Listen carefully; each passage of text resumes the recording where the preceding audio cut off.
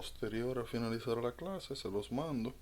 Así ustedes pueden revisar cualquier cosa. La ventaja que tiene esto es que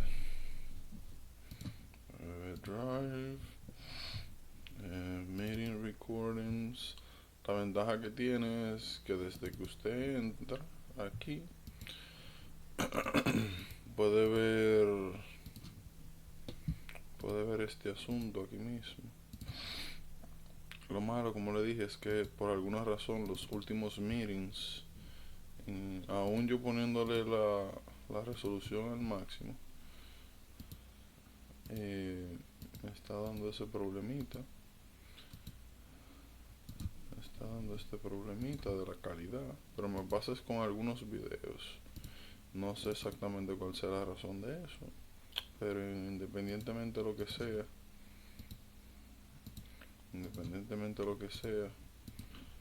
por lo menos les permite tener acceso al video de manera rápida. Entonces ya yo con el otro programa, yo entonces ya al pasito voy pues sencillamente, estos ya están con el otro programa, como decía, ya al pasito yo voy pasando las grabaciones y las voy subiendo al canal de manera más detenida. Entonces esa es la dinámica que vamos a tener. Por si acaso, déjame ver si tengo esto aquí. A enseñarle. No. Bueno, Emily, por si acaso, que te había dicho que no sabía mucho del asunto este de los statements. Y pues como estoy en eso, mira, me di cuenta de lo siguiente.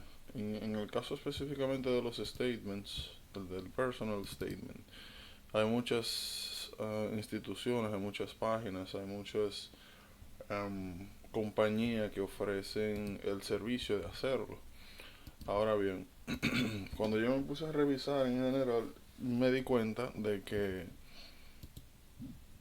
bueno, primero, hay diferentes tipos de servicios. Hay compañías que te ofrecen como revisión, como proofreading, edición de, del statement que tú haces. Hay otros que te ofrecen hacerte el statement desde cero. Ellos te piden como una serie de informaciones, sobre todo curricular y características tuyas personales. Una gente de esa agarra y se sienta, te hace el statement, tú lo verificas, hace cualquier cambio que te interese y ya. Ahora, en mi caso personal, yo decidí hacerlo. Considero que eso es pues eso mismo. Un documento muy personal. No veo ninguna razón por la cual una persona no lo pueda hacer solo. Hay guías generales.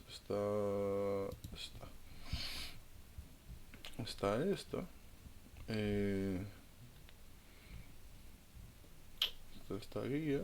Tú más o menos ahí lees lo que se supone que debe de ir, en el orden que debe de ir. Y ya, realmente al final no creo que sea una cosa del otro mundo. Claro, como es un documento importante, voy a dejar el link por aquí.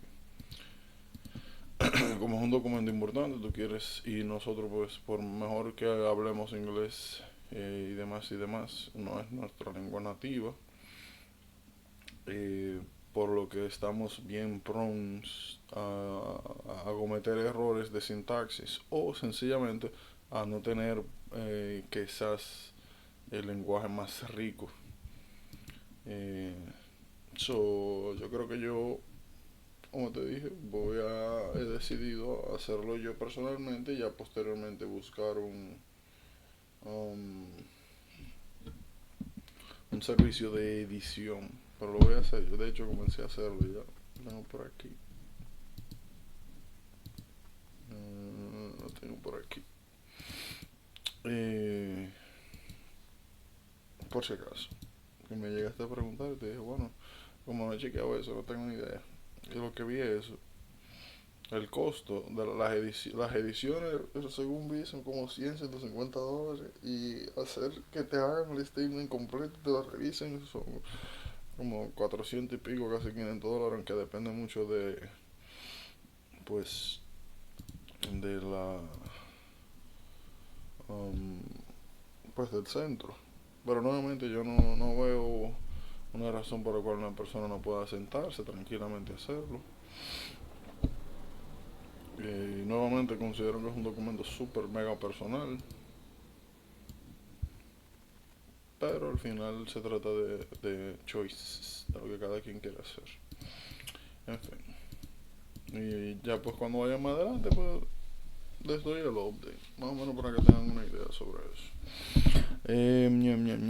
Miren, en días pasados, bueno ayer, nosotros ya eh, vimos la clasificación general de los gran negativos, de los gran positivos, perdón, más importantes para nosotros. Eh, Hablamos de la importancia de aprenderse echar así, al pie de la letra. Demos algunos ejemplos del abordaje general. Ya esto nosotros lo abordamos de manera directa e indirecta, haciendo lo mismo. Miren, como les comencé a comentar ayer, aquí nosotros vamos a ir hablando de cada uno de los aspectos patológicos más importantes de los diferentes microorganismos. Staphylococcus aureus, posiblemente uno de los más extensos, porque sencillamente está en todas. Miren, Staphylococcus aureus. Nosotros habíamos mencionado anteriormente que era un gran positivo. Ya nosotros sabemos que los gran positivos se tiñen con cristal violeta, que se ve púrpura. Nosotros también sabemos que los estafilos forman ramilletes, clusters. Eso es lo que estamos viendo aquí, ramilletes. Se forman de grupitos, uno al lado de otro.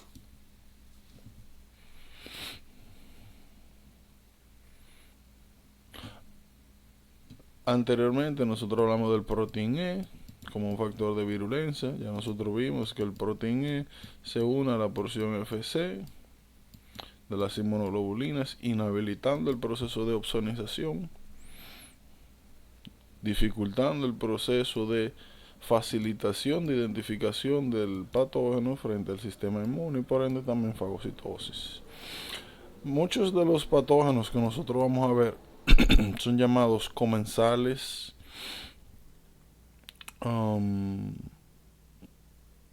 comensales normales de nuestro cuerpo. Los dos clásicos casi siempre van a ser Staphylococcus aureus, epidermidis. Si tendríamos que agregar un tercero, cándida. Son tres box que usualmente nosotros lo tenemos arribilla.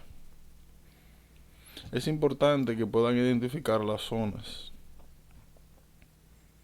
Una manera fácil de recordar es nariz y zonas interterginosas. Esto es bien importante por el asunto, sobre todo de las narices. No es raro que ustedes le pongan, por ejemplo, un escenario quirúrgico donde está el cirujano 1 y 2, los llamados técnicos que estén haciendo una operación electiva y que posteriormente le digan que el sitio de incisión, fue infectado, que el organismo que encontraron fue Staphylococcus aureus, y pregunten cuál pudo ser una fuente importante de fuente de contaminación. Bueno, si el surgeon no se estaba cubriendo la nariz de manera adecuada con la mascarilla, pues se pudo haber transmitido, vamos a ponerlo así, de la nariz. Si nuevamente no estaba cubierto adecuadamente con la mascarilla, pudo haberse convertido en el foco de infección. Eso es importante. Una de las características que nosotros habíamos mencionado de Staphylococcus aureus es que era catalasa positivo y que era coagulasa positivo. En el test de la coagulasa es el siguiente. Coagulase test.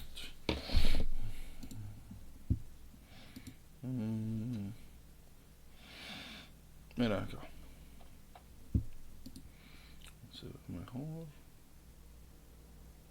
Mira aquí. Este es el test de la coagulasa. De hecho, este se ve mejor.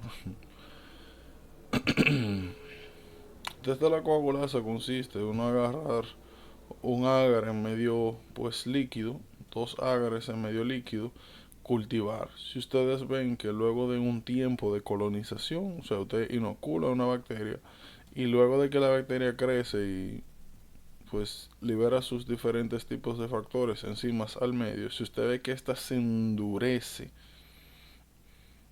eso es coagulasa positivo. El nombre lo dice, coagulasa, causa coagulación, sobre todo medios proteicos. Lo normal es que deba ser que se quede así, líquido. ¿Por qué esto es importante? Regularmente nosotros vamos a ver que Staphylococcus aureus es una fuente importante de infecciones en la piel. Por tener coagulasa, regularmente estas infecciones van a ser tipo absceso. Tipo absceso.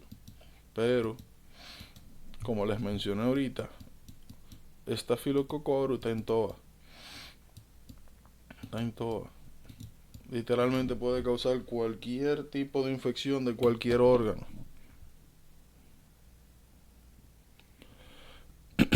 Literalmente. Ahora, ¿cuáles son las más comunes?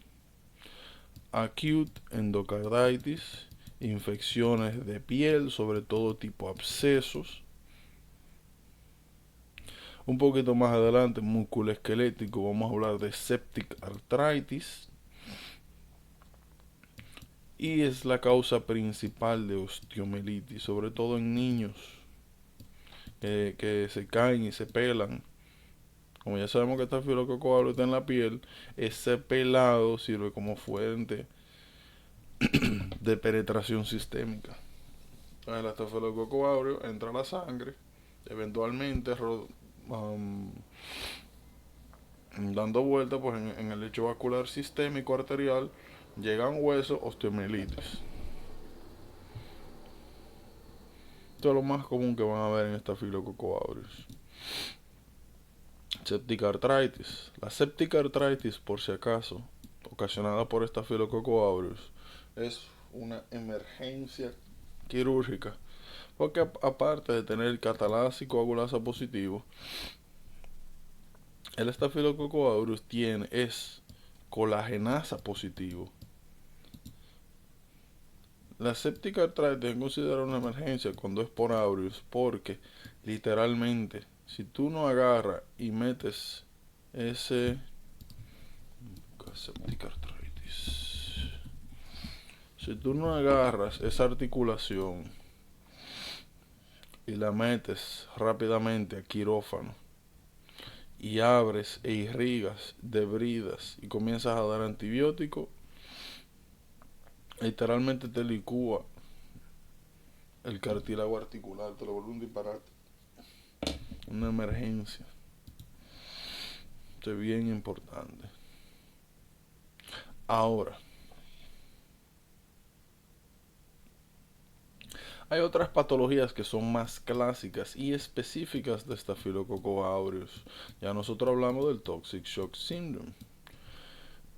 Ya nosotros hablamos de que cada vez que nosotros tenemos a una persona que tiene algún tipo de packaging por tiempo prolongado, donde no se remueve, no se recambia, y desarrolla hipotensión, taquicardia, rash descamativo, fiebre, tenemos que pensar en Toxic Shock Syndrome. Sobre todo mencionamos el asunto de los tampones, los nasal packaging. Mencionamos también el ejemplo clásico de la mujer embarazada que le hicieron una episiotomía, que posteriormente le dejaron una casa ahí 2 semanas. Es una enfermedad clásica y bien específica patognomónica de Staphylococcus aureus. Otra patología clásica es el Scalded Skin Syndrome. El Scalded Skin Syndrome, como su nombre dice, el síndrome de la piel escaldada.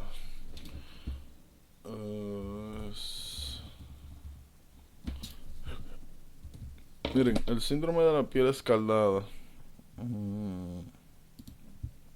regularmente lo vamos a ver así. Más común en niños, pero puede pasar en cualquier edad. Y literalmente lo que vamos a ver son este tipo de heridas en la piel, donde la herida que aparece nuevamente en piel hace un resembling de como si fuera una quemadura, una escaldadura. Escaldaduras es el nombre que reciben principalmente las quemaduras ocasionadas por aceites calientes. Literalmente eso se ve como que a ese niño le cayó aceite caliente ahí. Lo mismo acá. Son lesiones bien típicas, características. Donde hay, literal, eso le llaman como glove stocking like pérdida de piel. Pérdida de piel en guante. Literalmente, como si se separara la epidermis de la dermis. Y nuevamente se ven como quemaduras. ¿Cuándo nosotros debemos sospecharlo? Sencillo. Cuando nosotros vemos lesiones en la piel que aparecen igualitas nuevamente, como si fuesen quemaduras, pero no hay historia. Lo más que te pueden decir es que mira, esta lesión comenzó chiquitica, molestaba, supuraba y de manera súbita se expandió y la piel asociada al proceso inflamatorio comenzó a despegarse. Cada vez que ustedes vean eso, ese patrón, Scalded Skin. Por si acaso, Scalded Skin no es solamente descamación de piel, también aparecen ampollas y bulas. Literalmente, como si fueran quemaduras. Pero nuevamente sin historia, sin ningún tipo de historia de contacto con agua caliente o aceite caliente. Eso es clásico de Staphylococcus aureus. Scalded Skin Syndrome. Un poquito más adelante nosotros vamos a ver diferentes causas de food poisoning. Causas importantes de food poisoning para nosotros van a ser dos. Van a estar ocasionadas por Staphylococcus aureus y por Bacillus cereus. El food poisoning causado por Staphylococcus aureus tiene la característica es que, bueno, regularmente hay dos componentes en food poisoning. Lo primero, regularmente al tipo de comida de food poisoning que se desarrolla es a comidas asociadas a mayonesa. Nunca he entendido eso. La única razón que yo le encuentro es, bueno, esta Staphylococcus está en la piel y la gente le gusta meterlo lo de la mayonesa. Cada vez que ustedes vean que una historia rara, como que están haciendo un picnic y que llevaron una ensalada de papa o una ensalada de coleslaw o una ensalada de qué tipo rusa, lo que sea, pero una ensalada que tiene mayonesa de base, que llegaron a las 7 de la mañana, que llevaron la ensalada refrigerada, pero que donde estaban era, qué sé yo, un monte por ahí, Monticulebra, que comieron a las 2 de la tarde y que entonces esa ensalada con esa mayonesa estaba de 7 de la mañana a 2 de la tarde ahí, sin ningún tipo de refrigeración. ¿Cuál es el problema? Que si esta ensalada, oh, por si acaso, A veces hablan de ensalada de papas. Las ensaladas de papas llevan mayonesa. Eso es lo clásico, por si. ¿Qué es lo que pasa? Bueno, usted agarró, llevó eso a las 7 de la mañana. Anterior a eso estaba refrigerado, pero duró ahí de 7 de la mañana nuevamente a 2 p.m. sin ningún tipo de refrigeración. ¿Qué pasó? Bueno, se multiplicó Staphylococcus aureus y a medida que se fue multiplicando, comenzó también a producir toxinas. Entonces, esa ensalada está cargada de toxinas. Cuando usted se la come, como está lodeada de toxinas, usted tiene un food poisoning agudo. Vómito principalmente. Vómito, diarrea, los dos juntos. Es un onset agudo que tiene vómito y diarrea, los dos juntos. Eso va a ser bien importante para poder diferenciarlo de el food poisoning por Bacillus cereus. Y nuevamente, pasen las primeras horas. Eso es 1 o 2 horas después de haber comido. Vómito, diarrea.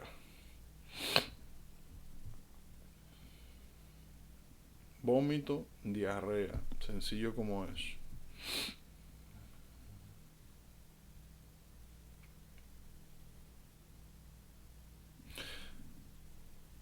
Nosotros ya hemos hablado de que la diarrea la vamos a clasificar en dos grandes grupos. En, bueno, de varias maneras. En diarreas con sangre y sin sangre. Dijimos que las con sangre se dividen a su vez en diarreas osmóticas y en diarreas secretoras. Cuando tienen sangre son las llamadas disenterías. La diarrea que causa la intoxicación por comidas contaminadas por toxinas de Staphylococcus aureus no son sanguinolentas. Tienen que tener algo en cuenta. Si usted agarra esta comida a las 2 de la tarde y usted la cocina nuevamente o la mete al microondas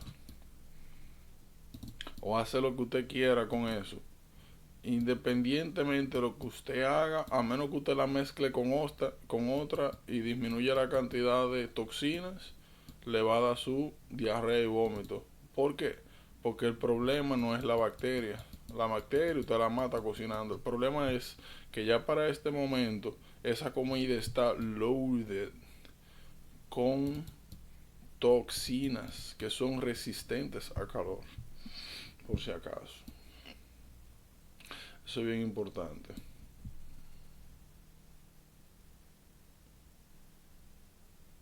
Otra cosa que nosotros vamos a ver es que el Staphylococcus aureus tiene una clasificación dependiendo de su resistencia a antibióticos. Creo que lo mencioné, pero se divide en 3 grandes grupos. Está el Methicillin Sensitive Staphylococcus aureus, que es el más común, que es la infección por estafilococo. Usted le puede dar literalmente cualquier tratamiento antibiótico general: penicilina, clindamicina, eritromicina, cualquier cosa que cubra el área donde esté. Ciprofloxacina. Nosotros tenemos otra segunda clasificación que es el llamado MRSA. MRSA es Methicillin Resistant Staphylococcus aureus. Es una infección por Staphylococcus aureus regularmente asociadas a hospitalizaciones. Cada vez que se sospecha de MRSA, sin pensarlo, el tratamiento es vancomicina. Ahora, hay un vancomycin resistant Staphylococcus aureus. Y el tratamiento que se utiliza aquí es cefalosporina de 5ª generación o linezolid. Eso es bien importante, linezolid.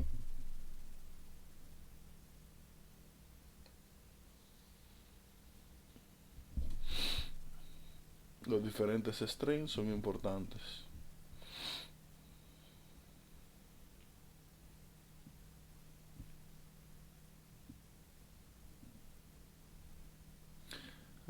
Referente a los MRSA. Los MRSA, como mencioné, regularmente son infecciones asociadas a hospitales, infecciones nosocomiales. Tienen que saber que los MMSA, los Methicillin Sensitive Staphylococcus aureus, pueden convertirse en MRSA. Nosotros hemos mencionado que los enterococos gastrointestinales son innatamente resistentes a vancomicina. ¿Qué sucede? Estos enterococos tienen un plásmido llamado MEC-A. Si ellos le pasan ese MEC-A a un Staphylococcus aureus, MSSA se convierte en MRSA. Pasan el plásmido y adquiere resistencia a vancomicina. Es un mecanismo bien importante. Tienen que saber la fuente y ¿cómo se llama? El segmento de plásmido, MEC-A. ¿Cuándo usted tiene que sospechar de MRSA? En dos escenarios. Uno, un paciente que recientemente fue hospitalizado o que tiene más de un día, 2 días hospitalizado y le sale una infección por áureo, considere MRSA. Porque la infección comenzó luego de llegar al hospital. Y ahí de una vez fue vancomicina. El segundo escenario es personas que tienen recurrentemente infecciones por Staphylococcus aureus. Es muy frecuente que personas que a cada rato le da un absceso, infeccionan diversos sistemas por Staphylococcus aureus que desarrollen MRSA por la constante exposición que tiene ese Staphylococcus aureus a diferentes tipos de tratamientos.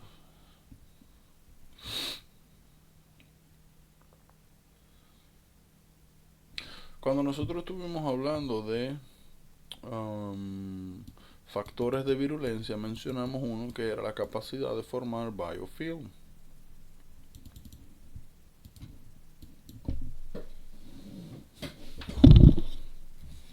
Biofilm. Y nosotros hemos mencionado que biofilm era que algunas bacterias tenían la capacidad de secretar material mucoide en la superficie donde se encontraban, y que ese material mucoide le permitía a ellos formar eso mismo, un biofilm, un layer mucoso, permitiendo su adherencia a esa superficie. Uno de los señoritos que producen biofilm es Staphylococcus epidermidis. Oigan bien, cada vez que ustedes tengan a alguien que tenga una infección local o septicemia, o sea, sistémica, que la haya desarrollado posterior a tener un catéter o una vía periférica o central, y alrededor de ese catéter tenga inflamación, tenderness, piense Staphylococcus epidermidis. Otra cosa, cada vez que ustedes vean a alguien que tenga un prosthetic joint o le hayan puesto algún tipo de material protésico y posteriormente desarrolla afectación de esa prótesis, piensen en Staphylococcus epidermidis. Es bien importante que sepan que aureus también puede ocasionar este tipo de infecciones, sobre todo con las prótesis. Y hay una manera bien fácil de diferenciar. Miren, vamos a poner dos casos. Primer caso, una persona que le hicieron una sustitución de válvula cardíaca y a otro que le hicieron un total knee replacement.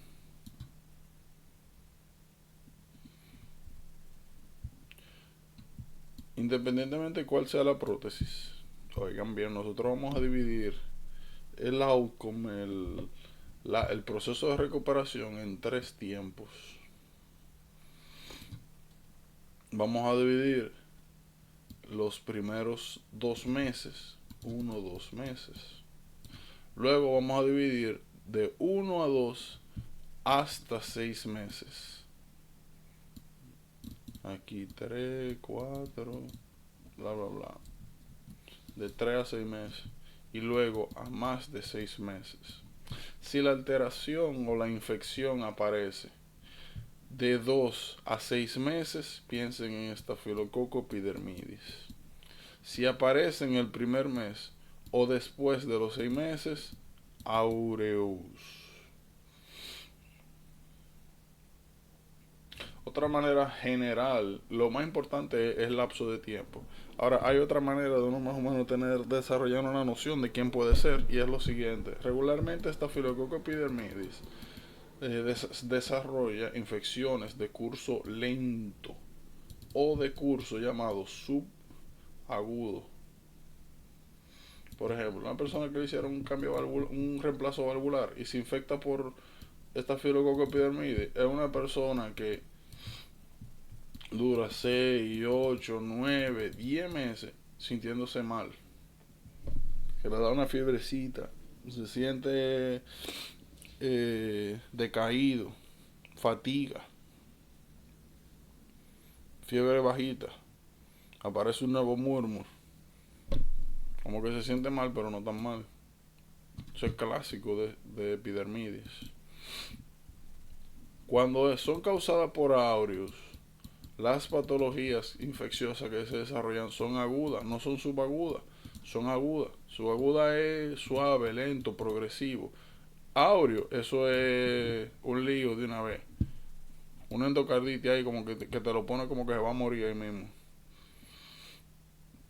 Knee replacement o cualquier replacement general, ya ustedes saben, eso es candela, como dicen. Una inflamación ahí, no se puede mover, que le duele, inflamadísimo.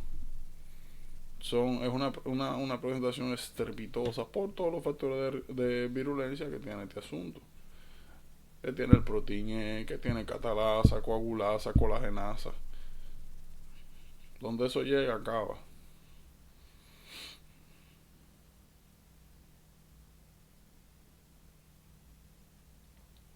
Eso es bien importante.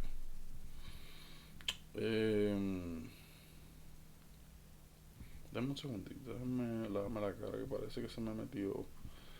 Yo no sé qué, pero parece como crema. No me he puesto crema, pero me pica. Un segundito.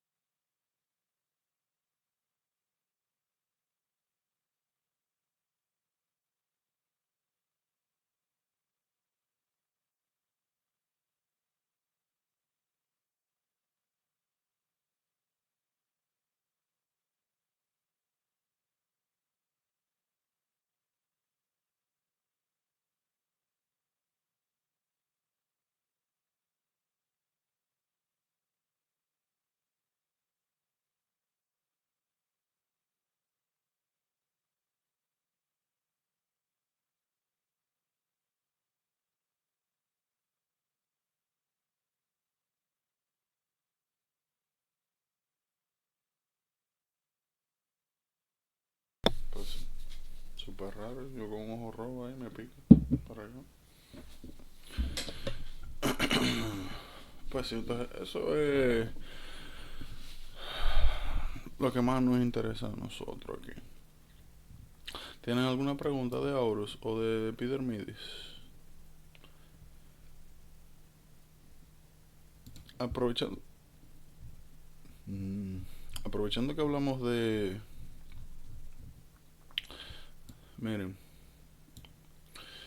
aprovechando que hablamos de food poisoning, el versus de food poisoning entre um, food poisoning por aureus, como les mencioné hace un momento, es food poisoning regularmente ustedes lo van a ver. De hecho, son tres señores que están relacionados con food poisoning.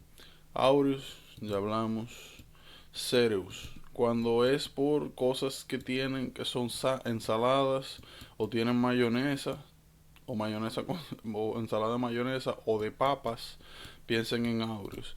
Si lo que está causando el food poisoning es arroz, sobre todo arroz recalentado, a eso le llaman también reheated rice syndrome o Chinese rice syndrome. Piensen en cereus. La otra causa común es Clostridium perfringens. O sea, es una causa alterna, pero lo mismo. Son las tres causas principales de food poisoning. Entonces, Bacillus cereus, que ustedes tienen que saber, está relacionado con arroz, sobre todo arroz recalentado. ¿Cómo usted diferencia Aureus de Cereus en cuanto a food poisoning? Bueno, lo primero es el tipo de comida. Cada vez que usted ve arroz, Cereus. Lo otro, cuando nosotros hablamos de food poisoning por Aureus, mencionamos que el paciente va a tener tanto vómito como diarrea. Bacillus cereus tiene una característica muy interesante que o te da vómito o diarrea, no los dos. Aureus te da los dos. Cereus te da o uno u otro. Sencillamente eso.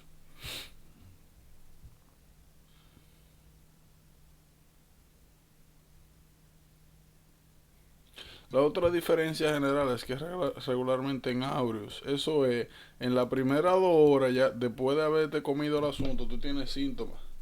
Cereus, regularmente, pasa un regreso de horas, 5, 6, 7, 8 horas. Pasan varias horas. Una cosa que tú te comiste a las 2 de la tarde, a las 9, 10 de la noche que te comienza a dar vómito, diarrea. Esto es casi ahí mismo. Entonces son cosas que pueden utilizar. Por si acaso, cuando se trata de food poisoning, regularmente el management es supportive. No se induce el vómito, no se saca nada. No se quita la diarrea tampoco, no se le da prodón, como dicen, nada de eso. O aquí le llaman, ¿cómo es que le llaman aquí a eso? Yo siempre siempre confundo el nombre de que con ammonium, dimonium, una cosa así. Eso es lo peramide. Peramida. Eso mismo, Imodium, así que le llaman aquí. No le da nada de eso, eso es soporte. Pueden seguir comiendo normal, cosas simples, hidratación y espera que pase. Después que sale, como dicen, después que le da su. Después que la comida, la toxina sale, todo bien. Estafilococo aureus no tiene una toxina asociada directamente al poison, sencillamente eso. Se liberan toxinas. En Cereus, nosotros tenemos que la toxina específicamente se llama cerulide. Cerulide. Eso es importante. Aquí hablamos de eso. En el caso de Clostridium perfringens, nuevamente, Clostridium perfringens es una causa y ya alterna. Si ustedes ven que hay un food poisoning y no le dan aureus ni cereus, considere perfringens. Fuera de eso, ni caso haga por ahí. Miren, saprofíticos. Estafilococo saprofítico. Como siempre, las características del chart importante. Importante que sepan que es un gran positivo, un coco, catalasa positivo, novobiosine bueno, catalasa positivo, coagulasa positivo. El único que coagulasa positivo es Auriso. Coagulasa negativo y novovirus insensitivity negativo, ¿no? Es resistente a novovirus. Estas son sus características. ¿Cuándo ustedes van a sospechar de estafilococo saprofítico? Bueno, la presentación clásica es el llamado honeymoon cystitis, cistitis de la luna de miel, o cistitis también del viaje de los novios. Una pareja que se va por ahí, se fueron, no sé, ¿cómo le llaman? Se fueron para semana, se fueron para terreno, ¿no? Un fin de semana. Ya ustedes saben. Hicieron y deshicieron por ahí. Se fueron el viernes y el lunes cuando llegaron, ya para el martes la muchacha tiene ahí su disuria, su tenesmo, su burning pain cuando está orinando, su cistitis. ¿De quién tienen que sospechar? Saprofíticos, porque está relacionado a tener muchas relaciones sexuales en poco tiempo. Por eso le llaman así honeymoon cystitis. Bien característico también de eso. Recién casados que se van por ahí, hacen y deshacen y después su cistitis. Bien característico es eso. Cada vez que ustedes vean eso, lo piensan. En ese cuadro específico, nuevamente, que ustedes ven una pareja que se acaban, que ustedes saben, ¿verdad? Que estaban haciendo su lío por ahí a repetición, que se dieron vida, como dicen. Ustedes, mira, honeymoon cystitis. Ahí te piensan saprofítico. Si no le dan este escenario específico, siempre que ustedes vean cistitis, lo primero que usted tiene que pensar es en E. coli. Miren, estreptococo neumonía. Estreptococo neumonía, como ustedes pueden ver acá, ya nosotros hablamos del IgA protease como factores de virulencia, hablamos de sus características. Vamos a hablar ahora de que puede ¿cómo se llama esto? De los diferentes aspectos patológicos. Miren, regularmente estreptococo neumonía nosotros lo vamos a ver causando otitis, meningitis, sinusitis, neumonía. Es el espectro. Tienen que saber que aparte del IgA protease, es un patógeno que tiene cápsula. Emily, una pregunta. Si estreptococo neumonía es un patógeno que tiene cápsula, entonces, ¿qué órgano linfoide es esencial para su eliminación correcta? The spleen. El spleen. Eso significa que una persona que tenga splenia y tiene otitis, meningitis, ¿verdad? Ya eso es un causo estrepitoso, no lo vamos a saltar, neumonía, sinusitis, otitis por estreptococo, neumonía, y es un paciente con asplenia, ya sabemos que estamos en riesgo de sepsis, desarrollar sepsis, entonces eso es importante. Recuerden que los encapsulados se eliminan principalmente en el spleen. Aquí no hay necesariamente, en general, no hay características distintivas. Un poquito más adelante, sobre todo cuando abordemos neumonía, otitis, vamos a ir mencionando las causas más comunes dependiendo del escenario. Lo que sí podemos abarcar ahora es, miren, y de hecho podemos hablar de neumonía completo ya, y así avanzamos. Lo malo es que muchas de las causas de neumonía no están aquí, pero bueno, Está bien, vamos a hablar, no vamos al verso de neumonía ahora, porque la gran mayoría de los causantes de neumonía son gran negativos. Miren, nosotros vamos a ver que el espectro patológico sintomático de neumonía no es una cosa del otro mundo. Neumonía regularmente se divide en las neumonías que afectan un lóbulo o un pulmón o ambos pulmones. Lo más frecuentemente cuando son por causas bacterianas es que nosotros tengamos afectación de un solo lóbulo. Dependiendo del patógeno, regularmente hay algunas asociaciones con algunos lóbulos. Entonces, neumonía. Neumonía, ustedes siempre tienen que sospechar en un paciente que tenga fiebre, en un paciente que tenga disnea,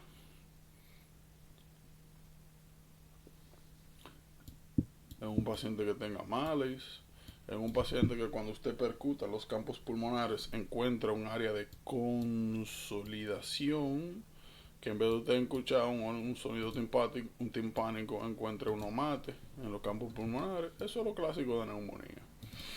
Puede haber secreción o no. Cada vez que ustedes vean eso, mira, neumonía.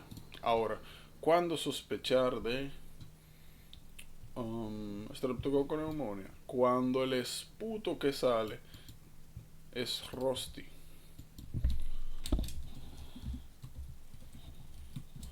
sputum. Miren, este se ve un poquito más. Rusty sputum. Cuando el esputo sale como color salmón o color ladrillo, como con una especie de sangre seca, tiene que pensar en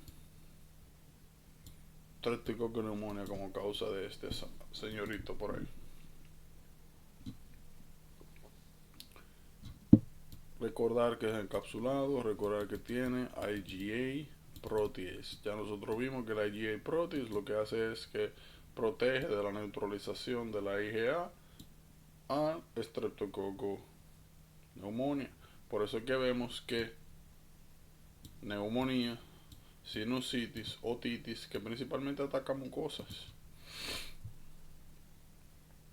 Streptococcus pneumoniae es una causa importante de meningitis. Cuando hablemos de meningitis vamos a ver que según el rango de edad hay causas principales de meningitis.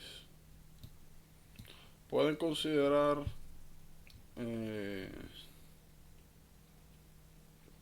Streptococcus pneumoniae como una causa relativamente importante de meningitis en adultos y elderly, más que nada.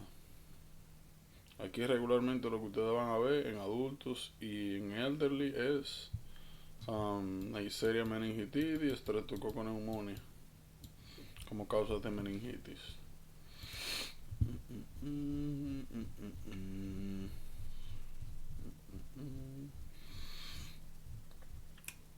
Viridians, miren.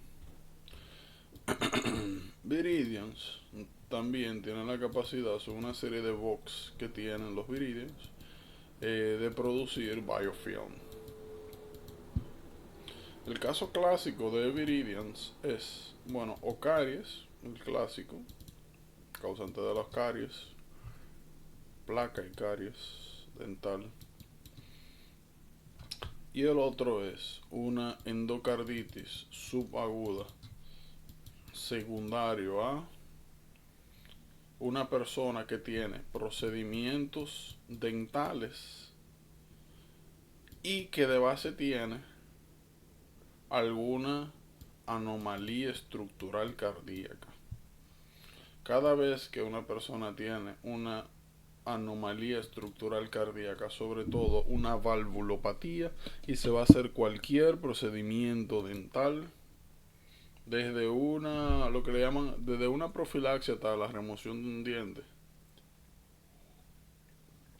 tienen que recibir tratamiento antibiótico profiláctico, regularmente amoxicilina con ácido clavulánico, lo que se da. Eso es bien importante porque cuando se manipulan, bueno, imagínense que es una boca y que eso es diente. Cuando se manipulan los dientes, esto normalmente nosotros debemos sospechar de que a menos que usted se acabe de cepillar, esto está atestado de viridians, y cuando usted agarra y saca el diente o se pone broma por aquí en la encía, se pueden filtrar a circulación el patógeno. Y si encuentran un lugar de agarre, alguna anomalía donde se puedan pegar cardíaca, pues ya usted sabe.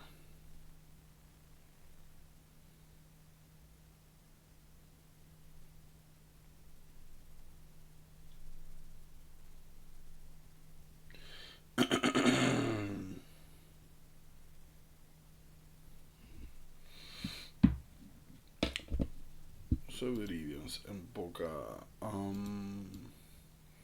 pocas palabras.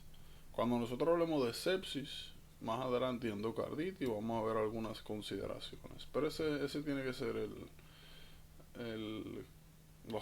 como el, ¿cómo se llama esto? El escenario general. Miren, Pyogenes. Oigan bien.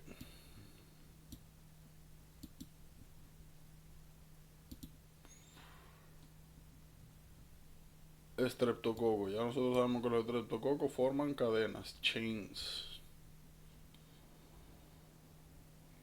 Ya nosotros también sabemos que el Streptococcus pyogenes puede ocasionar dos enfermedades. Bueno, mencionamos de hecho tres enfermedades de interés. Scarlet Fever, por la toxina eritrogénica, que hablamos de sus características, del strawberry tongue, de el sandpaper rash, de la descamación, de palms and soles. Luego nosotros hablamos de la faringoamigdalitis estreptocócica, lo que todo el mundo conoce como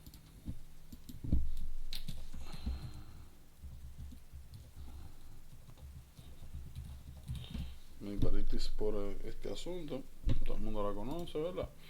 Que es cuando da amigdalitis, inflamación de las amígdalas que aparecen con placas blancas. Cada vez que usted vea eso, sobre todo si son bilaterales, piense en su amigo Streptococcus pyogenes.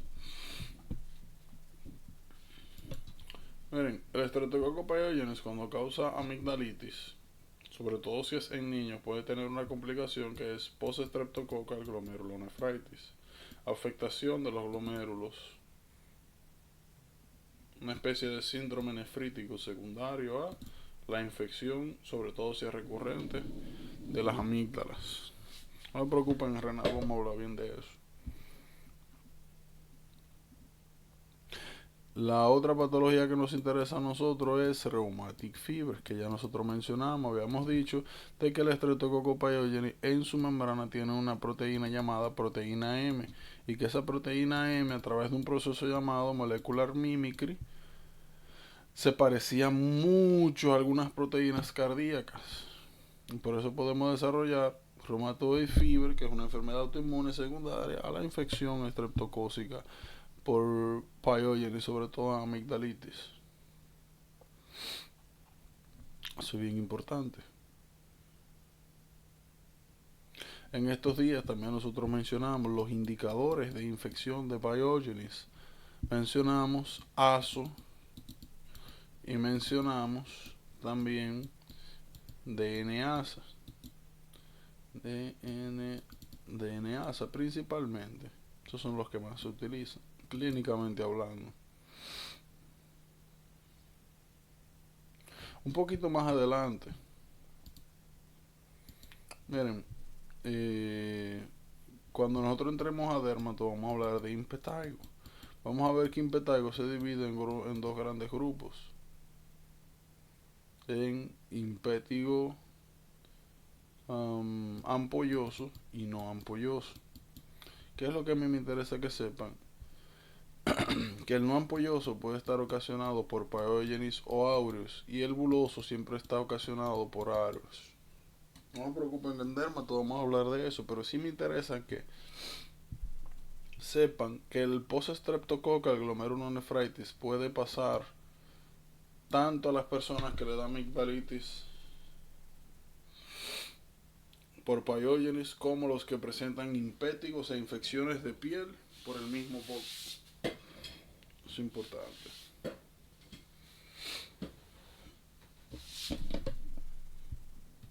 ¿Tienen alguna duda? Pregunta. No. Miren, Agalactiae. Agalactiae. Agalactiae es un comensal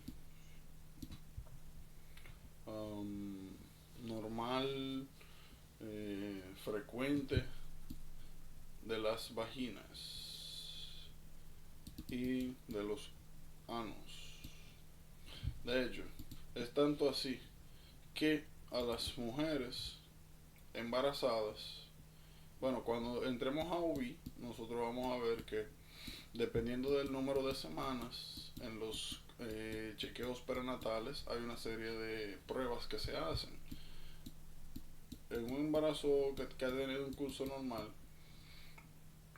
ya a las 35 o 37 semanas, uno de los controles que se hacen es tomar un swab de vagina y una muestra de un swab anal y hacer cultivo para Agalactiae. Si ese cultivo da positivo, oigan bien, eso significa que, oigan bien, en ese momento no, intrapartum, o sea, cuando entra el proceso de labor, se le da a la madre penicilina o amoxicilina en lo que se desesta en el momento que se comienza a desarrollar el parto, para eliminar de manera transitoria a la Agalactiae.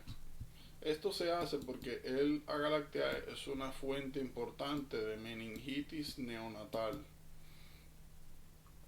Cada vez que ustedes vean el siguiente caso, una mujer que no tuvo controles prenatales, que no se sabe de nada, que llegó pariendo, o que parió en su casa, o por ahí, y que a los 2 días, a los 2 o 3 días después el niño nació normal, todo bien, que se alimente y demás, y 2 días después que el niño que tiene una fiebre, que la fontanela está dura, le llaman bulging fontanel, que tiene hipotonia, que no se está alimentando bien. Cada vez que ustedes vean ese escenario, piensen en meningitis por Agalactiae. Una mujer que no tuvo controles prenatales, no se sabe si tiene Agalactiae o no lo tiene. Que tuvo el niño, como le dije, por ahí, sin asistencia médica, que no se cubrió para Agalactiae. El niño desarrolló neonatal meningitis por este señor. Ahora, por si acaso, si la mujer llega en trabajo de parto y no se conoce su historia, una de las primeras cosas que se hace es meterle su penicilina intrapartum o amoxicilina por sospecha. Nada más para evitar que si ella está contaminada, aunque no lo sepa por Agalactiae, pues evitar, disminuir el riesgo de meningitis neonatal por este señor. Eso es lo más importante de aquí. Y nuevamente que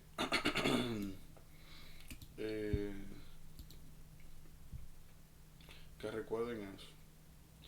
Miren, por si acaso, si bien es cierto pertenecen al mismo grupo, aquí yo lo mencioné como tratamiento penicilina amoxicilina.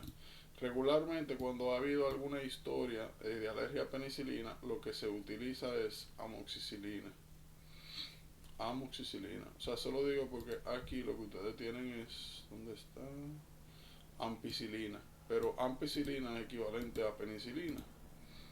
La diferencia es la vía de ruta. Penicilina es usualmente intramuscular y esto es oral. Aquí lo que yo le mencioné fueron los diferentes, lo que yo mencioné acá fueron las diferentes opciones, sobre todo si hay algún tipo nuevamente de, o ha habido reacciones alérgicas a penicilina, por si acaso. Bobbies, miren,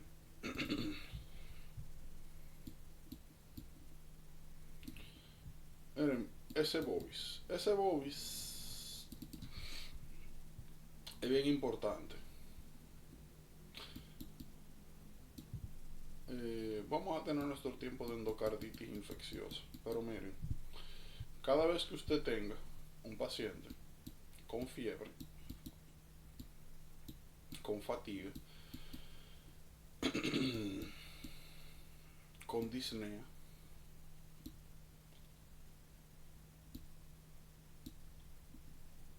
y con la aparición de un nuevo murmullo cardíaco, piensen en endocarditis infecciosa. En la endocarditis infecciosa se desarrollan valvular vegetations. Valvular vegetations. Mírenlo aquí. En endocarditis infecciosa se desarrollan las llamadas vegetaciones, que son focos infecciosos en sobre todo válvulas cardíacas. Miren acá. Válvulas cardíacas. Se llaman vegetaciones. Entonces le hacen un ecocardiograma a este paciente y sale que tiene vegetaciones. Eso es sugestivo a endocarditis infecciosa. Imagínese que usted toma una muestra de esas vegetaciones y lo que sale es ese bovis positivo. Cada vez que usted vea eso, lo primero que usted tiene que hacer es agarrar y hacerle una endoscopía, sobre todo si es un paciente elderly de más de 50, 60 años. ¿Por qué? Porque la endocarditis infecciosa por ese bovis está asociado a cáncer de colon. Cáncer de colon. Cada vez que ustedes vean de que ese bovis endocarditis, busquen su cáncer de colon por ahí. Sencillo como eso. Es un indicador de cáncer de colon. Pero le digo, lo primero que usted tiene que hacer, claro, ponerle tratamiento para endocarditis. Pero lo que sigue, chequear el colon de arriba abajo, busque su cáncer. Un indicador de cáncer. Miren, de enterococo, ya nosotros hemos hablado de sus características, que son innatamente resistentes a vancomicina. ¿Qué tiene que saber con los enterococos? Miren, cada vez que hay manipulación en el área,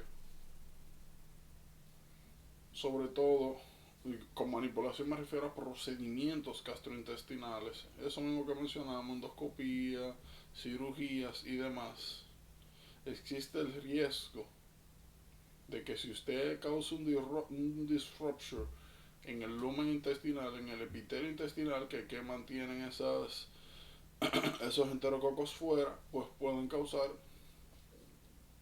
posteriormente endocarditis infecciosa, septicemia.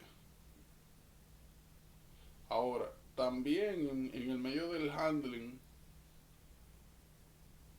sobre todo en las mujeres, saben que hay cierta cercanía entre ano e introito vaginal. Entonces, si no se tienen buenas técnicas de asepsia, antisepsia, usted puede contaminar equipos médicos que se utilizan en el área, sobre todo de vías urinarias, con material fecal o con un foco de enterococo, en este caso sería ano, y posteriormente causar infección en vías urinarias. Miren, anthrax. Nosotros en estos días hablamos de anthrax, yo le busqué la imagen, les expliqué, hablamos de la toxina, del mecanismo de acción de la toxina, que porque era que se causaba ese edema alrededor. Lo otro que ustedes tienen que conocer y tener bien en cuenta es esto. Es la única bacteria, es una bacteria muy especial porque es la única bacteria que tiene una cápsula proteica. La única. Lo otro.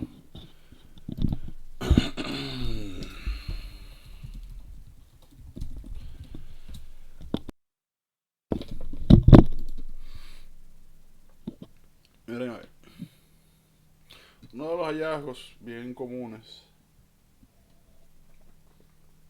de cuando se hacen cultivos de anthrax es esto, que se vea esto. A eso es lo que le llaman proyecciones en Medusa Head.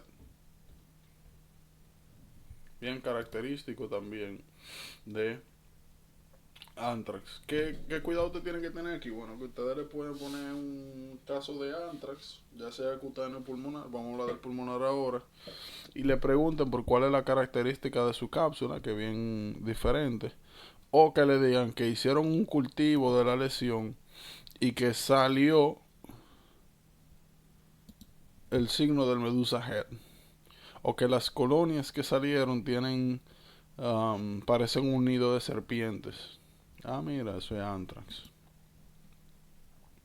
De esto hablamos nuevamente. Miren, pulmonary anthrax. Ese fue el ejemplo que yo les di en estos días um, de bioterrorismo, que es como comúnmente ustedes van a ver esto.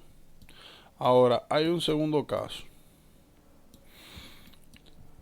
Anthrax pulmonar, como le digo, ustedes lo van a ver como bioterrorismo. Yo creo que en el 2004, 2005, que aquí en USA se hizo bien famoso un ataque bioterrorista con Anthrax, que comenzaron a mandar de que cartas a diferentes residencias.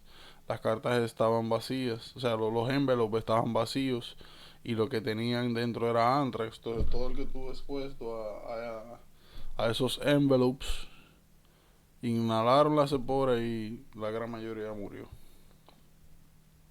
Entonces, lo primero es bioterrorismo. Lo segundo es el llamado wool sorter disease. Hay algunos animales, de hecho, cuando busqué anthrax,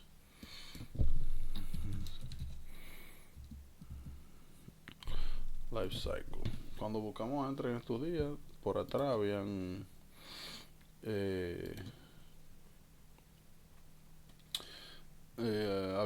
algunas cositas sobre el ciclo de vida. Tienen que saber que algunos animales, ¿qué es esto? Que algunos animales pueden estar loaded de anthrax, y eso es bien importante porque personas que se encargan de manejar este tipo de animal, sobre todo eso puede pasar con chips, no solamente con vacas, sino con chips. O sea, personas que manejan este tipo de animales están en riesgo de desarrollar pulmonaria anthrax. ¿Qué tienen que saber de pulmonaria anthrax? Miren, regularmente se desarrolla como insuficiencia pulmonar aguda, hemoptisis, o sea, sangrado pulmonar, y algo llamado widened mediastinum. Okay.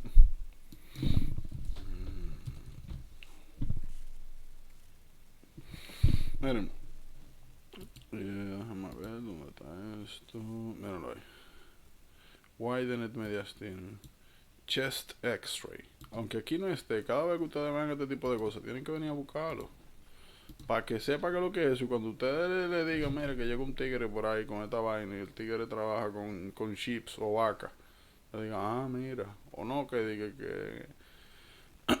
que él trabaja para la presidencia y que recibió un regalo de cartas raras y que, miren, ahora está ahí vomitando sangre, tosiendo sangre y le tiran una radiografía y miren cómo está eso. Búsquese más para que él la aprenda ahora y no cuando le salga una pregunta. Miren. Y lo mismo como siempre, cada vez que usted ve un aspecto patológico, buscar un X-ray normal. Miren normalmente cómo es la cavidad mediastínica. Miren lo que nosotros estamos viendo aquí, que está expandida. Eso es lo que nosotros llamamos widened mediastinum. Entonces en anthrax hay widened mediastinum, aparece este hallazgo radiológico. Ya. Si bien es cierto, nosotros todavía no nos vamos a encargar, no vamos a hablar mucho de medicamentos y demás.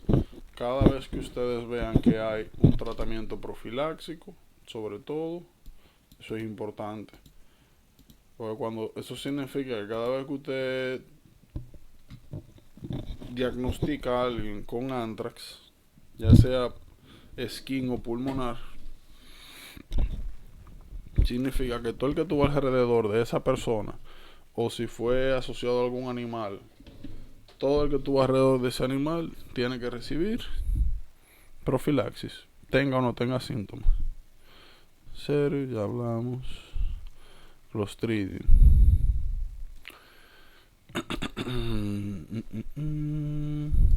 Bueno, vamos a hablar primero de Clostridium tetani y Clostridium difficile.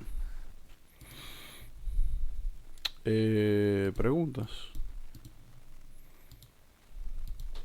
No. Okay.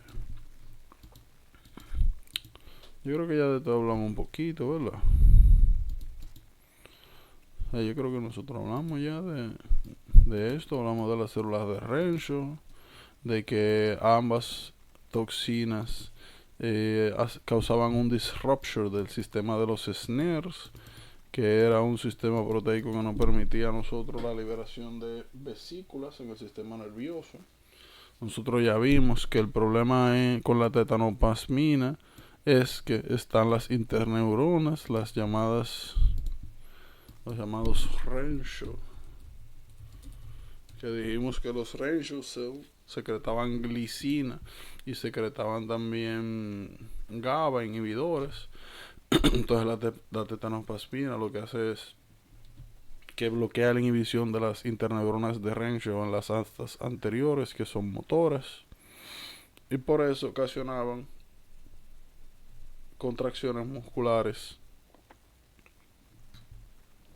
constantes. Hablamos de la posición de opistótonos, el arcamiento de la espalda,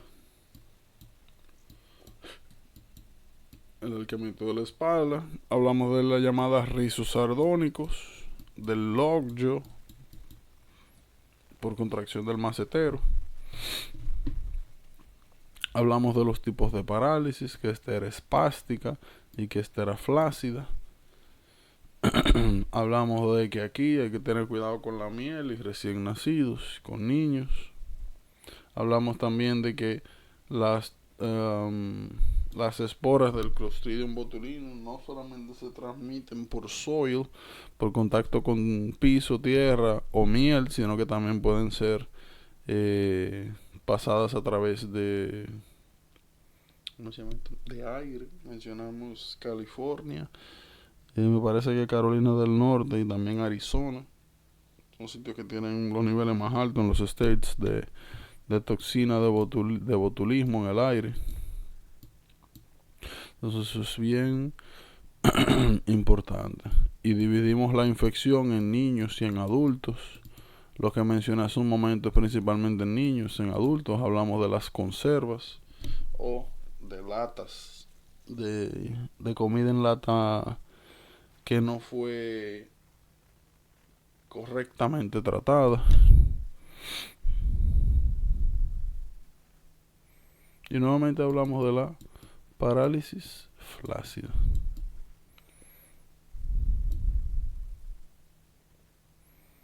Eso es bien importante. Un poquito más adelante nosotros vamos a hablar de algunas aplicaciones. Vamos a hablar de algunas aplicaciones farmacológicas y cosméticas de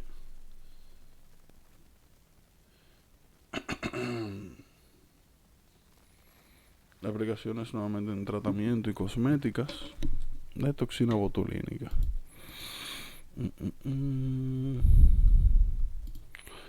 Perfringes, ya nosotros hablamos de perfringes, hablamos de las bulas, hablamos de la posible contaminación por food.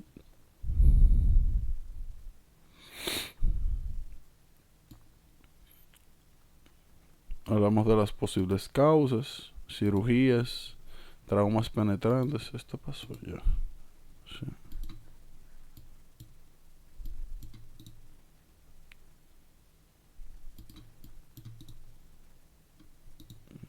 Okay. Pues sí. En el caso de Clostridium perfringens, ya nosotros hablamos, una gente que estaba embromando por ahí y surgió algún tipo de trauma penetrante. O luego también hablamos de algún tipo de cirugía donde no se haya esterilizado de manera adecuada. Recuerden que aquí nosotros tenemos esporas. ¿Ustedes recuerdan cuál eran, cómo nosotros nos asegurábamos de la eliminación correcta de esporas?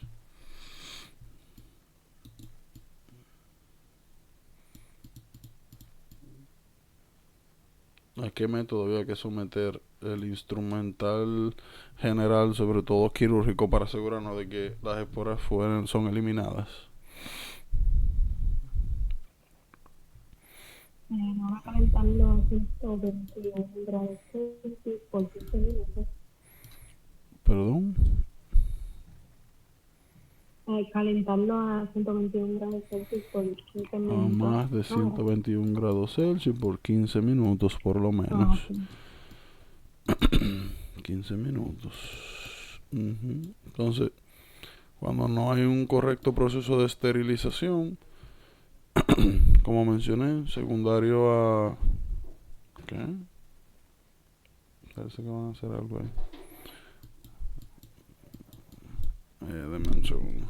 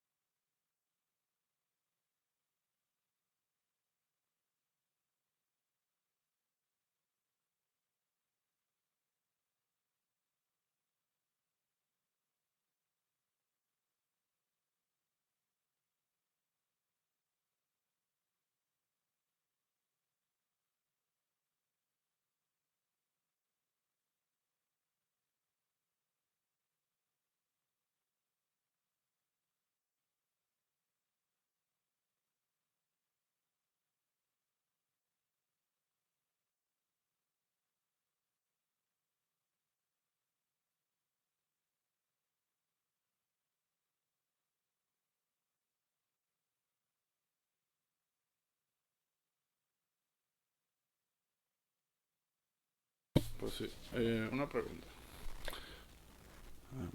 ¿Ustedes oyen cualquier otra cosa que no sé yo?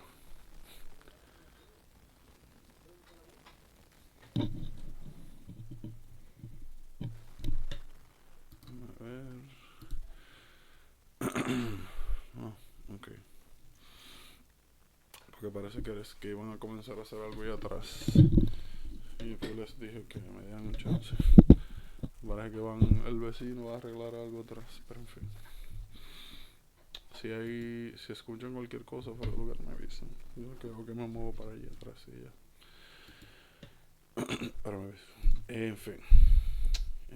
Sí, recordar la esterilización para eliminar esporas, formas de resistencia.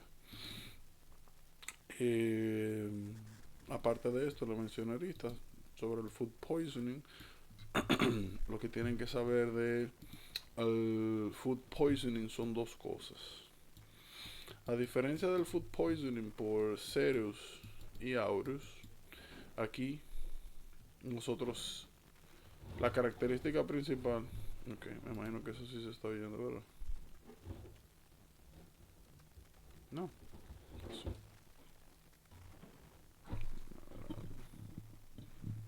No, no,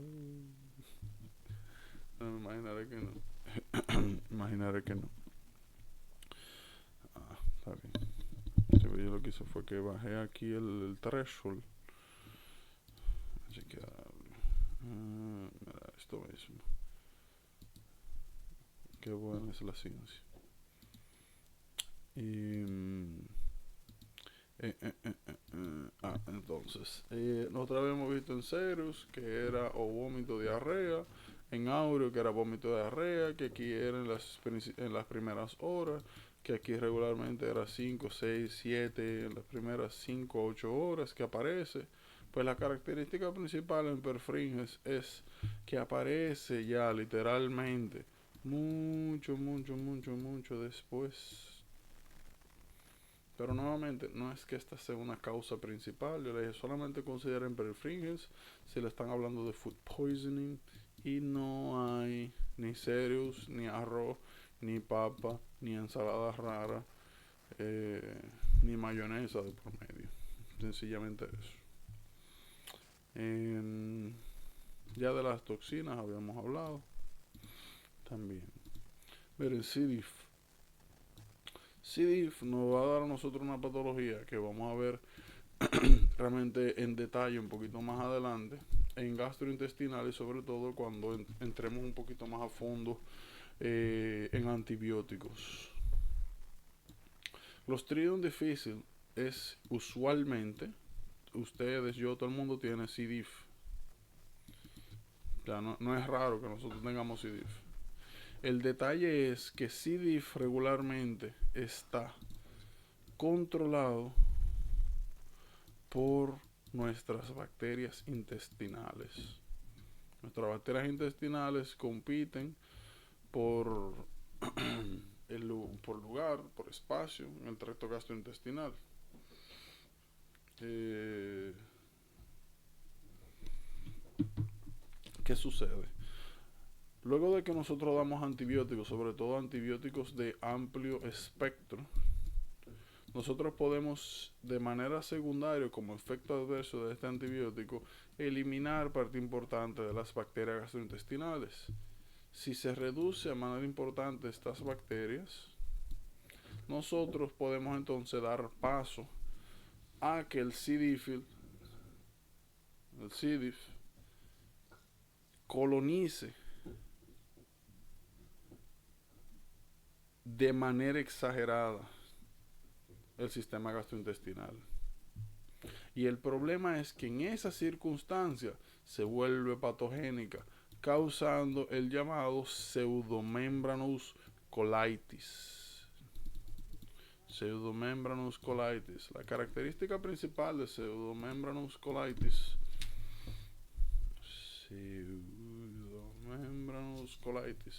como su nombre dice, es que cuando nosotros hacemos una endoscopía, vemos estas estructuras que salen, resemblan una especie de pseudomembrana. Es bien característico. Nuevamente, cada vez que ustedes tengan este tipo de lesiones, sobre todo en colon, en una persona que ha tenido historia de recientemente haber recibido antibióticos de amplio espectro, tienen que pensar en Clostridium difficile. El tratamiento de Clostridium difficile es vancomicina. Tienen que saber que vancomicina tiene la siguiente particularidad. La vancomicina no se absorbe de manera gastrointestinal. Significa que si usted da vancomicina vía oral, eso acaba con lo que va a acabar gastrointestinalmente y nunca entra a circulación. Por eso es que vamos a ver un poquito más adelante que cuando utilicemos vancomicina, sobre todo para MRSA o para algunos casos de meningitis,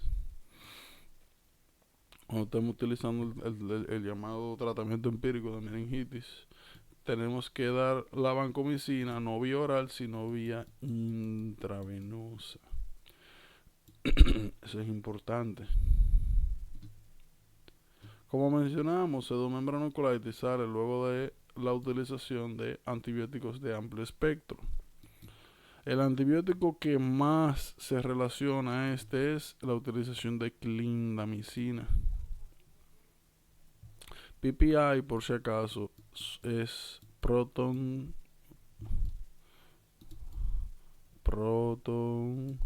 pump inhibitors, o más cariñosamente llamado los soles, omeprazol, pantoprazol.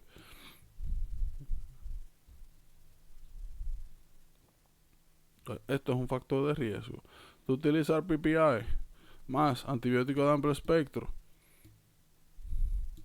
Aumentan el riesgo de pseudomembranoncolitis. Un poquito más adelante, sobre todo en gastro, vamos a hablar de toxic megacolon. ¿Qué me interesa que sepan? Toxic megacolon, nosotros vamos a ver dos patologías que cursan con esta complicación. Toxic megacolon es esto. Se desarrolla una especie de ilios o de alteración en la motilidad colónica.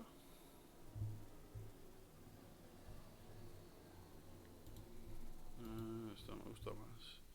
Y las heces comienzan a acumularse en el colon. Esto es una emergencia quirúrgica porque aumenta el riesgo de sepsis y de perforación colónica.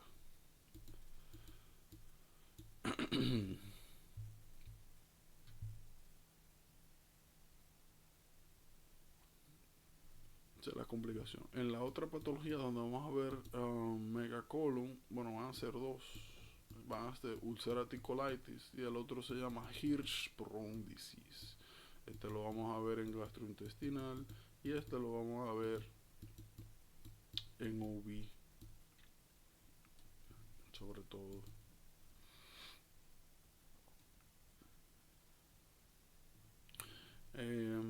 Tienen que saber algo también de acá. Cada vez que ustedes sospechen de pseudomembranoncolitis, si bien es cierto hay hallazgos endoscópicos, esa no es la primera prueba. La primera prueba que usted hace es la detección de antígenos o PCR en heces.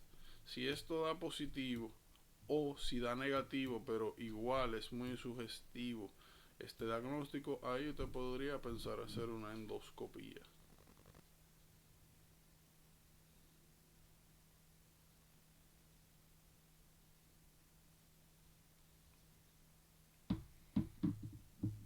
Tienen que saber que Clostridium difficile causa la patología que causa fuera del proceso inflamatorio es una diarrea. Cada vez que ustedes vean, oigan, un paciente, lo clásico es un paciente que fue ingresado a hospital, un elderly. Cuando nos referimos a elderly es más de 60, 50, 60 años, que fue recién ingresado a hospital, que requirió el uso de antibióticos y que en su estadía en el hospital o luego del discharge del hospital comenzó a tener una diarrea recurrente, severa, aguda y acuosa. Personas que van, se sientan al baño y literalmente lo que dejan es agua ahí, más que diarrea per se.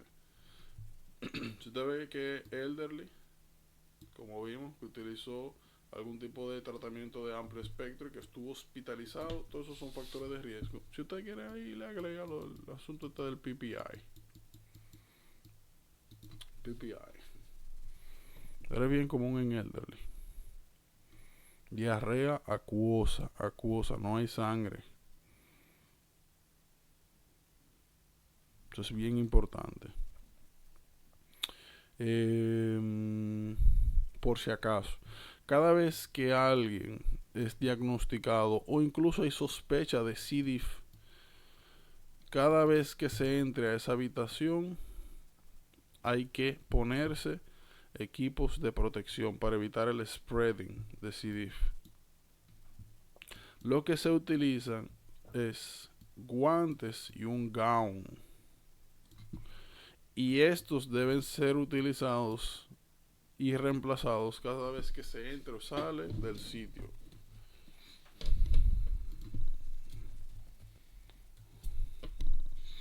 Gown.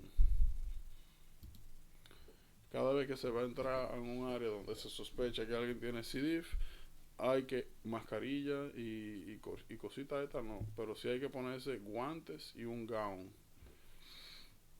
También botica. Y cuando se sale de ahí hay que desecharlo todo para eliminar nuevamente el riesgo de sacar ese C. diff de ahí y pegarse a otra gente.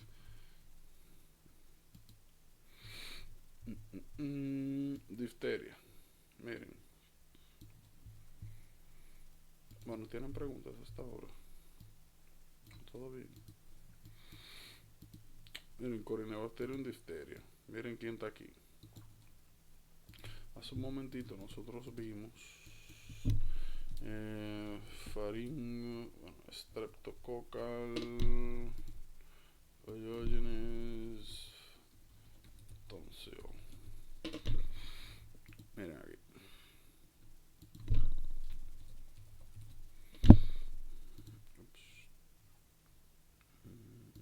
Esta es la imagen clásica. De hecho, esa es la misma que está aquí. Ay. Miren.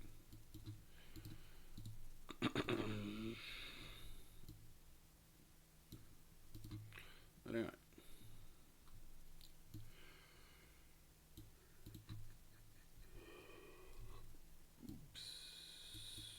Miren ahí. Nosotros vamos a ir viendo, sobre todo cuando entremos a virología, que diferentes patologías que afectan a las amígdalas directa o indirectamente pueden desarrollar placas. Cuando ustedes vean así placas que parezca pus entre las áreas intertriginosas de las amígdalas, piense en Pyogenes. Cuando ustedes vean que se forma una placa completa que regularmente es unilateral, aunque puede ser bi, pero regularmente es es una placa gris. Esto es pus. Es una placa gris. Piensen en difteria. Como siempre, difteria. Mira, el mecanismo de acción de la toxina diftérica, inhibición del elongation factor tipo 2, al igual que la toxina de Pseudomonas. Miren, que es importante que sepan acá. El elongation factor 2 ya nosotros sabemos que es el factor que nos permite a nosotros entrar a la segunda fase de síntesis proteica. Primera es iniciación, segundo es elongación, tercero es releasing. Y cada una de estas fases necesita su factor. Aquí eliminamos el factor de elongación tipo 2. No podemos hacer elongación, entonces un inhibidor de síntesis proteica. Cada vez que nosotros inhibimos la capacidad de síntesis proteica en una célula o bacteria, eso es igual a muerte. Esto que ustedes están viendo aquí son células muertas, tejido muerto. Parece que se forma esa costra grisácea. Tienen que saber cómo es que se causa la inactivación de la toxina, ADP ribosylation. Tienen que saber también que aunque acá nosotros vemos este hallazgo, no solamente es el piso de faringe que se ve afectado, también tenemos afectación del sistema nervioso y cardíaco. Eso es bien importante. Miren, cada vez que ustedes sospechen de difteria, hay que dar tratamiento, consideren una urgencia. La causa principal de muerte en niños, sobre todo, es una enfermedad más comúnmente en niños, o que puede dar cualquier edad, es miocarditis. Una miocarditis que usualmente lleva a trastornos, a arritmias cardíacas, y siendo esta la causa principal de muerte. En estos días nosotros también hablamos del bullneck. La inflamación que se desata, miren acá, secundario al proceso de destrucción, causa una inflamación exagerada del cuello, tanto así que también puede causar compresión de las vías aéreas y dificultad respiratoria. Eso es bien importante. Yo tengo una pregunta. ¿Alguien buscó el test de ILEC? ¿O buscó de qué es esto de Metachromatic Rods? Una pregunta retórica por si acaso. Miren, como siempre, cada vez que usted vea una cosa rara descrita que tenga detrás algún tipo de imagen, eso es importante. Miren, con el Bacterium diphtheria,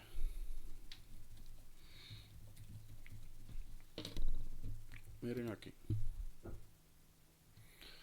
Una de las características principales que nosotros encontramos en los cultivos de difteria es que se forman estos metachromatic granules, que le dan la aparición como de matrix, de fósforo. Entonces eso es algo bien característico y bien importante, porque ya ustedes saben de aquí en adelante que cuando le enseñan, mira que creció esta vaina ahí de la garganta de un muchachito, ah mira, metachromatic granules, ah mira, eso tiene que ser difteria entonces, porque eso es bien patognomónico. Entonces, como siempre les he dicho, cada vez que ustedes vean, mira, que para hacer el diagnóstico, si crece en el agar ROTS con metachromatic granules, ah bueno, pues eso es importante, porque me está diciendo que si yo veo eso en un cultivo, ya eso es diagnóstico. Esto es diagnóstico. Entonces es importante, hay que buscar imágenes y hacer su flashcard con eso. Lo segundo, el test de ILIC.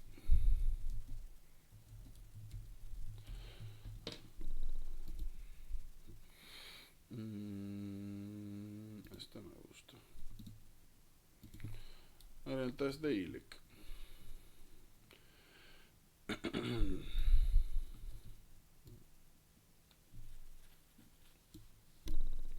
El test de ILIC. El test de ILIC consiste en lo siguiente.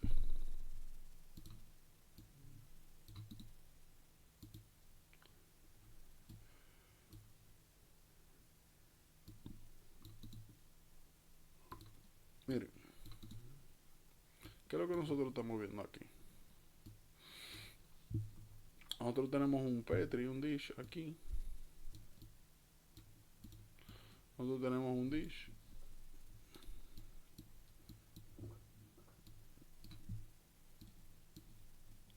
Fíjense. Este Petri dish, o sea, el agar per se, es sencillamente promueve el crecimiento de Corynebacterium diphtheria. Bien.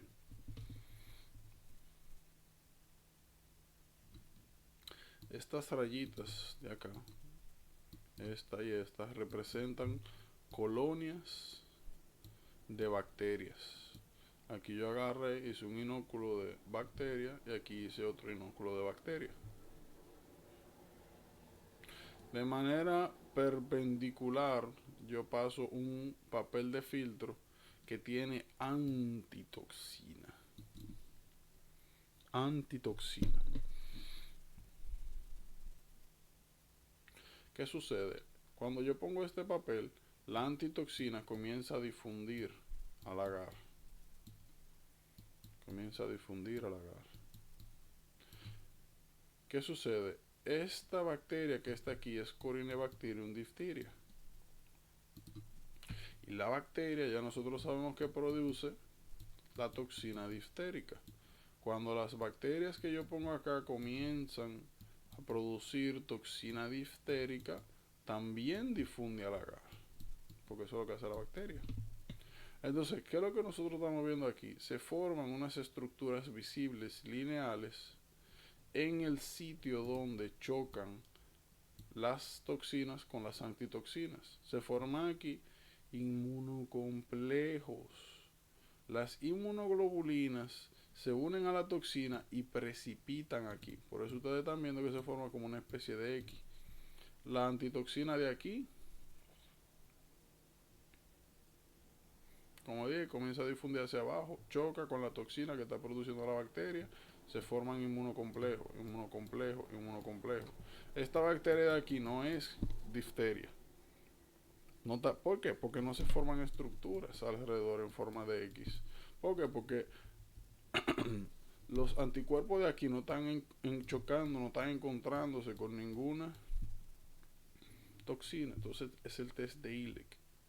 Usted pone antitoxina frente a un cultivo de un swab de garganta y salen estas estructuras en forma de X, justamente en el área donde confluyen las antitoxinas con la toxina. O sea, hay precipitación, test positivo para difteria. Miren, eso es lo que ustedes ven aquí. Este es el papel y estas son las colonias. Miren aquí, esta colonia y esta colonia. Miren acá donde se forma el precipitado de los inmunocomplejos. Las otras dos, miren, no se forman estructuras a partir de aquí, porque esas no son difterias. Si son difterias, pues son difterias que no tienen la capacidad de secretar toxina. ¿Entendieron? ¿Alguna pregunta sobre esto? ¿Todo claro?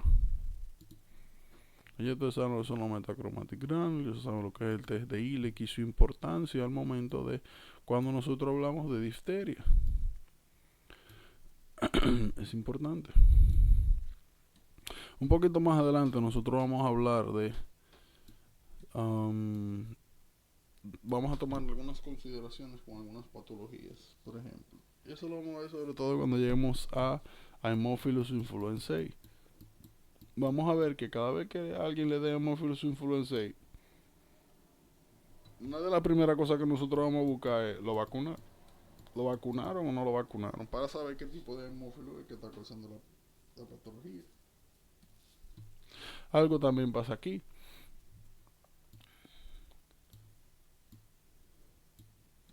Se supone que nosotros recibimos vacunas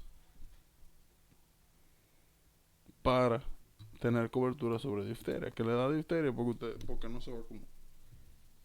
O porque pasó mucho tiempo. O la vacuna que le dieron, mala calidad. O no hubo correcto cuidado de la cadena de frío.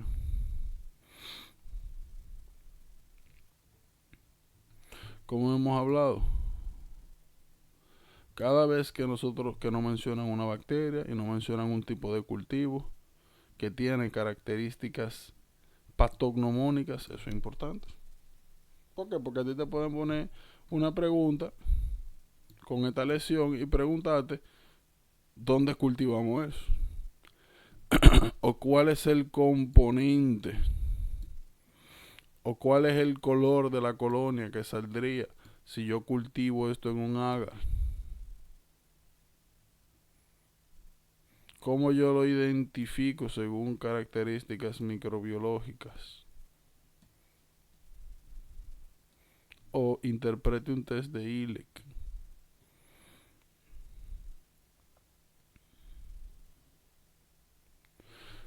Fíjense algo, creo que es la primera vez que nosotros vemos esto.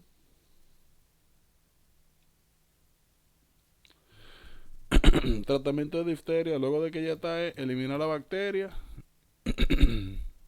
y eliminar la toxina. ¿Cómo usted la hace? Con antitoxinas. Antitoxinas son inmunoglobulinas, antitoxina diftérica.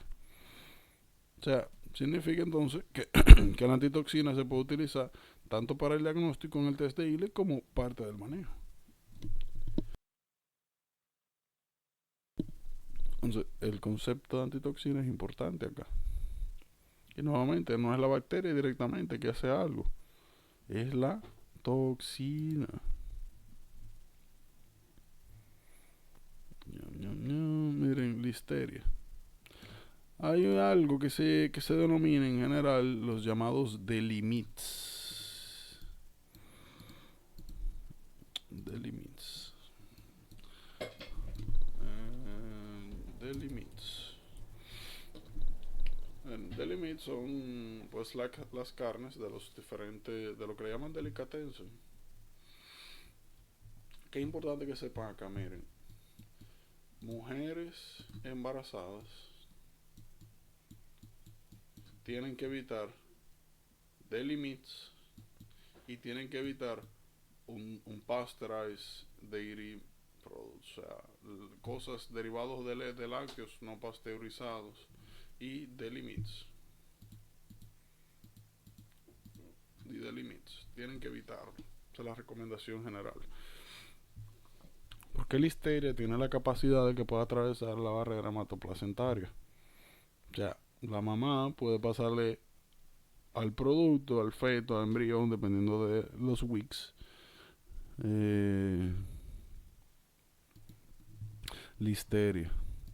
Eso es importante porque se desarrolla una patología llamada granulomatosis infantiséptica, que la vamos a ver en detalle, pero para que tengan una idea, granulomatosis infantiséptica. Miren, eso es bien característico. Me lo confunden a veces con el Gray Baby Syndrome, que es cuando se le da cloranfenicol a niños, se ponen grises. Aquí no se ve tanto, aquí se ve granulomatosis infantiséptica, Gray Baby Syndrome, secundaria de la utilización de cloranfenicol en niños. Miren, Listeria monocitogenes es el primer facultativo intracelular. Y vamos a hablar a raíz de eso, vamos a hablar de esto en un momento. Ya ustedes saben cuáles son las cosas que lo transmiten.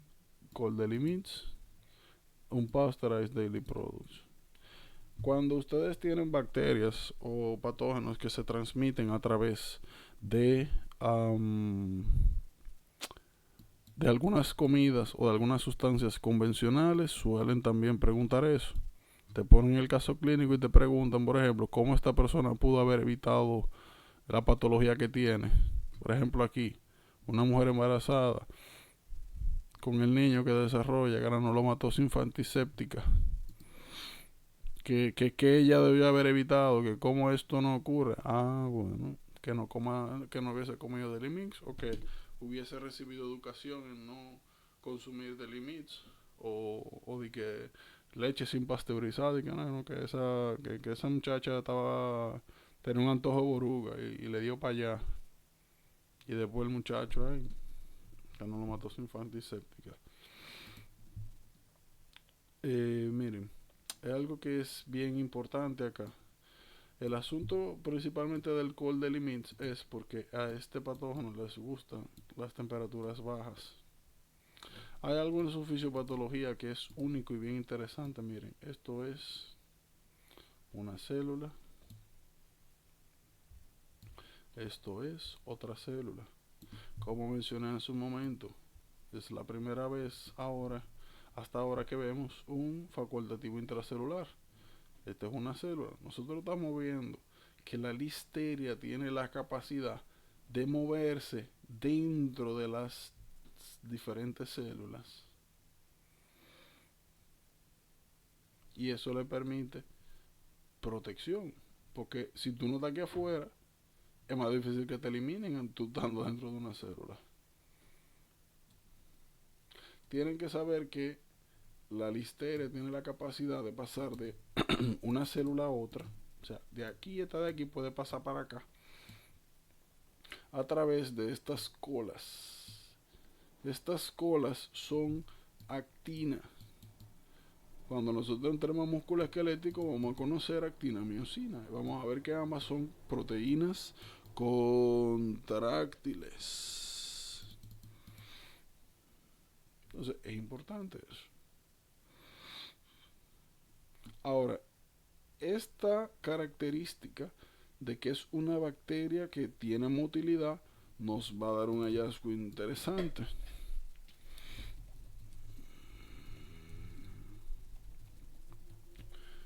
Eso no iba. Miren acá. Y de hecho este me gusta más.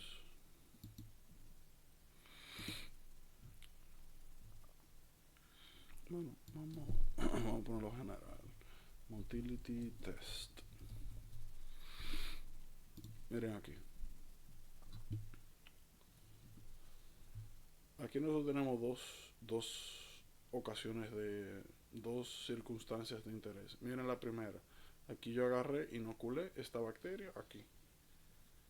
En el segundo yo también inoculé de esa misma manera, pero miren la diferencia. Aquí solamente creció la bacteria en el sitio donde la inocularon y aquí creció en el agar entero. ¿Qué significa eso? Que esta bacteria que está aquí tiene capacidad de motilidad. Se mueve, se esparce. Entonces, eso es una de las cualidades a través de estas polimerizaciones de actina que tiene Listeria monocytogenes. Bien importante. Vamos a ver más para adelante que coli hace eso, que Proteus también tiene esas capacidades. Pero hasta ahora es la primera vez que nosotros lo vemos. ¿Qué tienen que saber? Miren, Listeria se divide en un gran espectro patológico de dos grupos. Está en adultos y en infantes. Como mencionamos, sobre todo en adultos. Adultos lo vamos a dividir en dos grupos: embarazadas y personas normales. En embarazadas pueden causar, como mencionamos, como es una bacteria que puede pasar a la barrera transplacentaria, pueden causar aborto, amnionitis, principalmente. En personas normales, adultos, literalmente lo que le da una literal, una diarreíta. Que en un par de días se le quite y ya. Ahora, en los infantes, si fue de embarazo, pues ya ustedes saben.